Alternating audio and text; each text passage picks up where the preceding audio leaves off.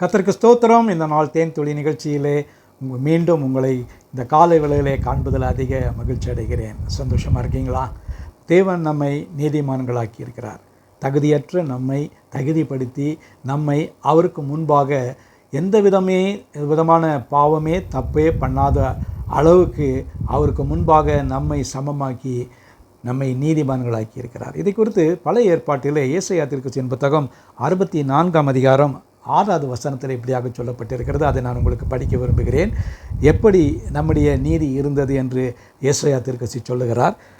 நாங்கள் அனைவரும் தீட்டானவர்கள் போல் இருக்கிறோம், எங்களுடைய நீதிகளெல்லாம் அழுக்கான கந்தை போல் இருக்கிறது, நாங்கள் அனைவரும் இலைகளைப் போல உதிர்கிறோம், எங்கள் அக்கிரமங்கள் காற்றைப் போல எங்களை அடித்து கொண்டு போகிறது. இதில் மிக முக்கியமான ஒரு காரியம், எங்களுடைய நீதிகளெல்லாம் அழுக்கான கந்தை.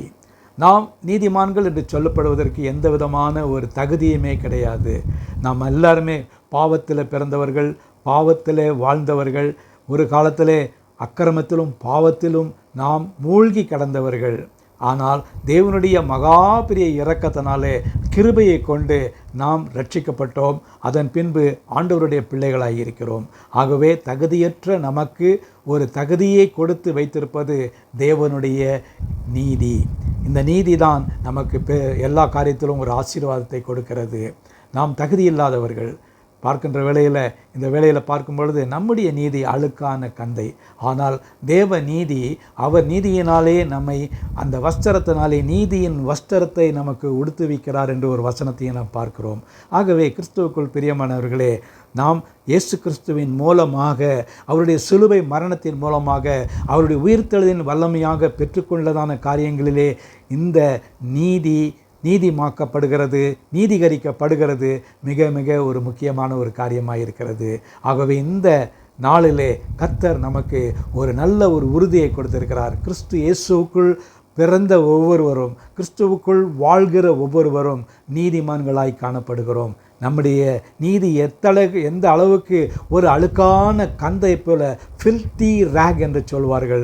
இருந்தாலும் கூட இந்த நாளிலே தேவன் நம்மை நல்ல ஒரு பரிசுத்தமான வெண்மையான வஸ்திரத்தை போல, அவருக்கு முன்பாக எந்த விதமான அப்பழுக்கப்பட்டதான ஒரு நீதியின் வஸ்திரத்தை நமக்கு கொடுத்து நம்மை நீதிமான்களாக்கி இருக்கிறார். ஆகவே அவருடைய இரத்தத்தினாலே, அவருடைய சிந்தப்பட்ட இரத்தத்தினாலே, உடைக்கப்பட்ட சரீரத்தினாலே நாம் அவர்களுக்குள்ளாக, இயேசுவுக்குள்ளாக நாம் நீதிமான்களாக்கப்பட்டு இருக்கிறோம், தேவனுடைய சிநேகிதர்களாக இருக்கிறோம். ஆகவே இந்த நாளை கர்த்தர் நமக்கு ஆசீர்வதித்து வருவாராக. நல்ல ஆண்டவரே, நீங்கள் கொடுத்த நல்ல இந்த வார்த்தைகளுக்காக ஸ்தோத்திரம். எங்களை நாங்களே பரிசோதித்துக் கொள்ள கொடுத்த கிருபைக்காக ஸ்தோத்திரம்.